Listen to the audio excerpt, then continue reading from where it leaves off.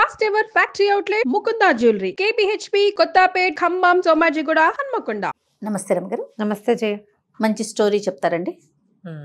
చిల్లంగేరి కథలు చెప్పాక మన పుస్తకం. అవునవును. అందులో నుంచి ఇంకో కథ చెప్తా.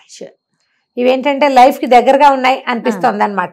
బాగా కనెక్ట్ అయినట్లు కనెక్ట్ అయ్యాను. కొన్ని కథలు బాగున్నాయి. ఇప్పుడు మనం చెప్తే దాని మీద మనం ఆలోచనకి బాగుంటాయని.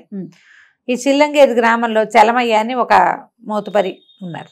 ఆయనకి భార్య ఉంది అన్నపూర్ణ, ఒక కుమారుడు ఉన్నాడు భూషణం. వీళ్ళు చాలా హాయిగా చక్కగా ఉండేవాళ్ళు. అయితే పిల్లాడికి పెళ్ళిడు వచ్చింది. పెళ్లి చేద్దాం అనుకున్నారు. అయితే పెళ్లి సంబంధాలు చూస్తే తమ చుట్టాల్లో ఓ 3 ఆడపిల్లలు తమకి సరిపడే వాళ్ళుగా కనపడ్డారు. మనం కూడా చూస్తాం చూడు అట్లా. వాళ్ళు పెళ్లి సంబంధాలు చూస్తే ఈ పిల్ల సరిపోతుంది మన వాళ్ళకేని. అంటే కొంచెం ఏజ్, తర్వాత ఏమో పిల్ల వయసు, రూపురేఖలు బాగున్నాయి. వాళ్ళకి మనకి చూపించుకోవటం. వాళ్ళు ఈడు జోడే కాదు, అమ్మా నాన్నల ఈడు జోడు కూడా సరిపోయింది. అది కూడా చాలాలి కదా.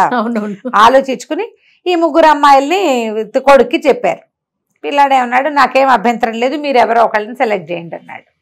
వీళ్ళు ఏం ఆలోచించుకున్నారు, 3 కొంచెం మనకు కావాల్సిన వాళ్ళే, 3 పిల్లలు బాగున్నారు, ఏ పిల్లని సెలెక్ట్ చేయాలి అని బాగా ఆలోచించి ఓ పని చేద్దాము, వీళ్ళని 3 మన ఇంటికి తెచ్చి ఒక వారం రోజులు ఉంచుకుందాం, పిల్లల లక్షణాలు చూసి మనకి సరిపడే పిల్లని చేసుకుందాం అనుకున్నారు. కాకపోతే ఇది తప్పు. ఈ కాలంలో అలా చేయకూడదు కదా. ఈ పిల్ల మనకు సరిపోతుంది, మిగిలిన వాళ్ళు ఎవరికి చాలరానే. తప్పు కదా. తప్పేరమ్మగారు, చాలా తప్పు. అలా చేయకూడదు. మనకి ఏం నచ్చితే అది చేసేసుకోవాలి అంతే. తప్పిస్తే సెలక్షన్ చేస్తామంటే ఎట్లా? అవును, అది చేయకూడదు. కానీ పూర్వపు రోజులు అలా చేసే స్వయంవరాలు ఉండేవి కదా. అమ్మాయిలు సెలెక్ట్ చేసుకునేవాళ్ళు, అబ్బాయిలు సెలెక్ట్ చేసుకునేవాళ్ళు. సరే, అయితే ఏమైంది, ఈ 3 ఆడపిల్లల్ని వాళ్ళ అమ్మ నాన్నలకు చెప్పారు, సరదాగా 4 రోజులు ఉంచుకుంటాం, పంపించండి అని. ఈ 3 పిల్లలు ఇంటికి వచ్చారు. చక్కగా చికెళ్ళాడుతూ ఇంట్లో తిరుగుతుంటే బాగానే ఉంది. ఆవిడ చక్కగా పిల్లల్ని బాగా చూసుకునేది. సరే, ఏమైంది, కొంచెం పండగ రోజులు బయట బియ్య బస్తాలు బయట పెట్టి వచ్చిన వాళ్ళందరికీ దానం చేసే ప్రక్రియని ఈ 3 ఆడపిల్లలకి అప్పచెప్పారు. సరే, 3 అమ్మాయిలు ఏమేమి పేర్లు పెట్టారు, మమత, సుగుణ, నందిని. సరే, నందిని అన్న పిల్ల ఎవరు వస్తే వాళ్ళకి ఇట్లా దోసితో ధాన్యం పోసి పంపించేది. ఆ సుగుణ రెండో పిల్ల, ఇంకో అమ్మాయి, ఒక అబ్బాయి ఎవరైనా దుఃఖం, బాబు ఇంత శుభ్రంగా ఉన్నావు, నీకు దానం ఎందుకు, ఏదైనా పని చేసుకోకూడదు, దొడ్లోకి వెళ్ళి కాస్త ఏమైనా పని చేయి, నీకు అన్నం పెడతాను బాగుంది అని కాస్త బక్కగా ముసలిగా పెద్దవాళ్ళుగా ఉన్న వాళ్ళకి దానం చేసి, ఏ కుర్రాళ్ళు కొంచెం యంగ్స్టర్స్ ఎవరైనా కనపడి కాస్త హట్టాకట్టగా ఉంటే తిట్టేది కాదు. ఇంత స్ట్రాంగ్గా ఉండి నువ్వు బిచ్చానికి వస్తే ఎట్లాగయ్యా, బిచ్చగాళ్ళు ఎట్లా బతుకుతారు, అట్లా చేయొద్దు, కావాలంటే పని చేసుకో అని చెప్పి వాళ్ళకి దానం చేసేది కాదు. ఈ 3వ అమ్మాయి ఉండేది, మమత ఏదో దాని పేరు, మమత. అమ్మాయి ఏమిటి పొద్దుస్తమానం, పొద్దున ఎవరికో పెట్టారు, ఇంక పెట్టాం వెళ్ళిపో అని పంపించేసేది. బస్తాలు రరిగిపోతున్నాయి అనిపించేది అమ్మాయికి, ఎందుకు ఇంతంతా అని. ఇచ్చేది కాదు, పైపెచ్చు తిట్టిపోసేది. పొద్దున్నే తయారయ్యారు మంద, ఎన్నిసార్లు వేస్తాం, ఎంతమందికైనా వేస్తాం, పోపండి అని. చూస్తున్నారు వీళ్ళు 3 అమ్మాయిలు 3 రకాలుగా ఉన్నారు. ఇంతలో ఏమైందట, వాళ్ళ దగ్గర అందరు 4 కూర్చుని అన్నాలు తింటుంటే భోజనాలు చేసి సాయంకాలం కబుర్లు చెప్పుకుంటూ చర్చ ఏదో వచ్చింది. వాళ్ళ దగ్గర ఒక పాడి పశువులు కొన్ని వట్టిపోయినాయి, గొడ్లున్నాయి బాగా, కొన్ని పశువులు వట్టిపోతే ఒక అమ్మాయి ఏం చెప్పిందంటే, అదేంటి ధర్మ సంస్థలు ఏవో ఉంటాయి, ఈ పెద్దవాటిని చూసేందుకు ముసలి వాటికి పంపించేస్తే సరిపోతుంది, ఇంట్లో గడ్డిదండగ కదా, ధార్మిక సంస్థలకు ఇచ్చేస్తే సరిపోతుంది, ఇవాళ రేపు అట్లా గొడ్లను కాపాడే వాళ్ళు ఉన్నారు, అదే మనకెందుకు, మామూలు పాలిచ్చే గొడ్లతో పాటు ఒట్టిపోయిన గొడ్లను కూడా పెట్టుకోవాలంటే చాలా సరిపోవాలి కదా అని ఒక పిల్ల చెప్పింది. ఆ నందిని అన్న పిల్ల. ఆ మమత అన్న పిల్ల ఏమందంటే, ఒట్టిపోయిన గొడ్లు ఉంచుకోవటం ఎందుకు, వాళ్ళకి మాత్రం ఎందుకు, కబేళ్ళాగా తోలేస్తే సరిపోతుంది, అందరూ చేసేదే అది. ఒట్టిపోయిన గొడ్లు మనకు ఉపయోగించవు, వాటిని ఎందుకు ఉంచుకోవటం అనవసరంగా, మళ్ళీ అక్కడెక్కడికో పంపించాలంటే అది కూడా టైం దండగా, డబ్బులు దండగా, వేస్ట్గా.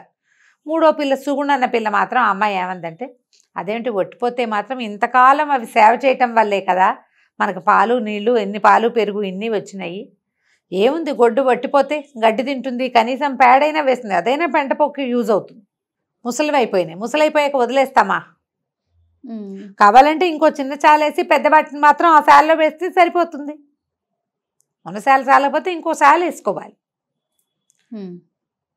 జీవితకాలం అంతా అవి చిన్నప్పటి నుంచి వాటి పాలతోటే మనం బతికి అలా వదిలేస్తే ఎట్లా. సరే, వీళ్ళు ఏమనుకున్నారు, బాగా ఆలోచించుకుని ఈ సుగుణకే ఎవరికి దానం చేయాలి ఎవరికి దానం చేయకూడదో తెలుసు. ఆలోచించుకున్నారు. ఇంతలో ఈ పిల్లల అమ్మా నాన్నలు వచ్చారు. వారం అయిపోయింది తీసుకెళ్ళటానికి వెళ్తుంటే సరే తండ్రులు వచ్చి ఆడపిల్లల్ని తీసుకుపోతున్నారు. వీళ్ళు ఆలోచించుకుని చెప్తామన్నారు. ఇంతలో ఏమైంది, ఆ సుగుణ వాళ్ళ నాన్నకి ఏం చెప్పిందంటే, నాన్న అత్తయ్యకి కొంచెం ఒళ్ళు వెచ్చగా ఉంది నిన్నటి నుంచే, పాపం ఏమీ పని చేయలేకపోతుంది, వెళ్ళిపోవటం ఎందుకు, వాళ్ళు వెళ్తే వెళ్ళారులే, 4 రోజులు ఉండి ఆవిడ కొంచెం లేచాక, వారం నుంచి వండి పెట్టింది, ఆవిడ కొంచెం లేచాక బయలుదేరదానిలే నాన్న, అంతగా కావాలంటే నువ్వు వెళ్ళిపో, నేను వారం ఉండి వచ్చే వారం నువ్వు వచ్చి నన్ను తీసుకెళ్తూ కానీ అని ఇంకొక 5 రోజులు ఉండి ఈ అత్తయ్య కోలుకునేదాకా, అన్నపూర్ణమ్మ కోలుకునేదాకా సేవ చేసింది. గొడ్డు గోదా వ్యవహారం, పాలేళ్ళకి అన్నాలు పెట్టడం, పల్లెటూళ్ళల్లో బోల్డ్ పనులు, పని చేయడానికి పని వాళ్ళు ఉన్నా పైన చూసుకునేందుకు పెద్దవాళ్ళు ఖచ్చితంగా ఉండాలి. ఆవిడ చేయవలసిన పని అంతా చేసి ఆవిడ కొంచెం ఆరోగ్యం చిక్కాక అప్పుడు బయలుదేరి వాళ్ళ నాన్న వస్తే వీళ్ళు ఆలోచించుకున్నారు. భూషణం ఏం చెప్పాడంటే, నాన్న నేను ఈ సుగుణనే చేసుకుంటాను, ఎందుకంటే ఈ అమ్మాయికి వీళ్ళకి దానం చేయొచ్చు, వీళ్ళకి దానం చేయకూడదు తెలుసు అనే అవగాహన ఉంది. ఒట్టిపోయిన గుడ్డైనా రేపొద్దున వాటి పంపించేసేద్దాము, బయటకు తోసేద్దాం అనలేదు. ధార్మిక సంస్థకి వద్దంటోంది, కవేలాకి వద్దంటోంది, కాబట్టి ఇది కొంచెం మంచిదే. తర్వాత ఎవరి దారిని వాళ్ళు వెళ్ళిపోతుంటే ఒంట్లో బాగుండలేదని వారం రోజులు, అమ్మకు బాగాలేదని వారం రోజులు మన ఇంట్లో ఉండి పనిచేసింది. పిల్ల బుద్ధిమంతురాలుగా ఉంది, నాకు ఇలాంటి పిల్ల కావాలన్నాడు. వాళ్ళ అత్త తల్లి చెప్పింది, పోన్లేరా రేపొద్దున ఈ పని చేయలేని పెద్దవాళ్ళం అయితే మమ్మల్ని బయటికి పంపే మనకన్నా ఇంట్లో ఉంచుకుంటుంది, అది కదా కోడళ్ళకి కావాల్సింది. అంతేగా. మనం వ్యక్తుల నమ్మకాలు ఎలా సంపాదిస్తాం? మాటలతోటి కాదు, చేతలతో. అంతే, మన క్రియతోటే. అంతకుముందు అమ్మాయి ఒట్టిగా మాట్లాడింది, క్రియ చివరికి కనిపించింది.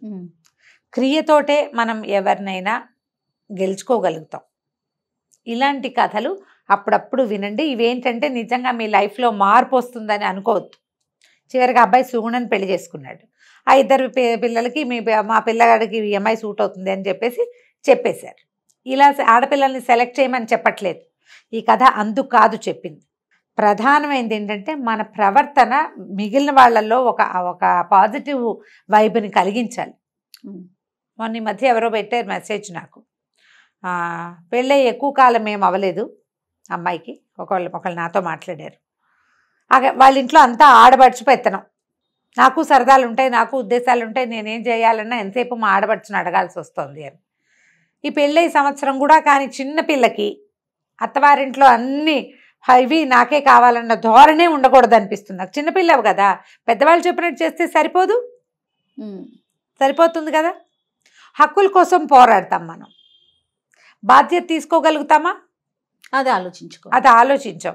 ఇలాంటి కథల్ని మనని ఆలోచింపచేస్తాయి. మనకి హక్కు కావాలంటే మొదట బాధ్యత తీసుకోవటం నేర్చుకోవాలి. ఖచ్చితంగా అండి. ఇప్పుడు ఈ కథలో సుగుణ పని చేసుకోలేవా అని చెప్పి కేకలేసింది, పని తాను ఇస్తానని చెప్పింది. వెనక్కి దొడ్లోకి వెళ్ళి పని చేసి పెట్టు, గొడ్ల దగ్గర బాగు చేయి, నీకు అన్నం పెడతాను కదా. ఇప్పుడు నువ్వు ఎప్పుడు కేకలేయగలవు? నువ్వు ఏదైనా పని చూపించగలిగినప్పుడు. పని చేసుకుని బతకచ్చు కదంటే ఎవడిస్తాడు పని, నువ్వు ఇస్తావా అంటారు వాళ్ళు. ఇస్తానని చెప్పగలగాలిగా. బాధ్యత తీసుకోవాలి మొదట, అప్పుడు హక్కు ఆటోమేటిక్గా వస్తుంది. కరెక్ట్ అండి. కొన్ని చోట్ల బాధ్యతగా ఉన్నా కూడా హక్కులు ఇవ్వని ప్రపంచం ఒకటి ఉంటారు అలాంటి వాళ్ళు కూడా. అలాగని మనం బాధ్యత తీసుకోవటం మానేయకూడదు. వీళ్ళు ఎలాగో ఇవ్వరు కాబట్టి నేనేం చేయనని మానేయకూడదు. బాధ్యతగా ప్రవర్తించడం వల్ల కనీసం మీకు మీరైనా జవాబుదారీగా ఉంటారు. వాడెవరికో జవాబుదారితనం వద్దు మనకి, మనకైనా కావాలి కదా, నా వరకు నేను కరెక్ట్గా ఉన్నాను అని అనుకోవాలి అంటే ఇలాంటి కథలు విని మీ గురించి మీరు పునరాలోచన చేయండి. తప్పకుండా. కథ కంచికి మనం ఇంటికి. నమస్తే.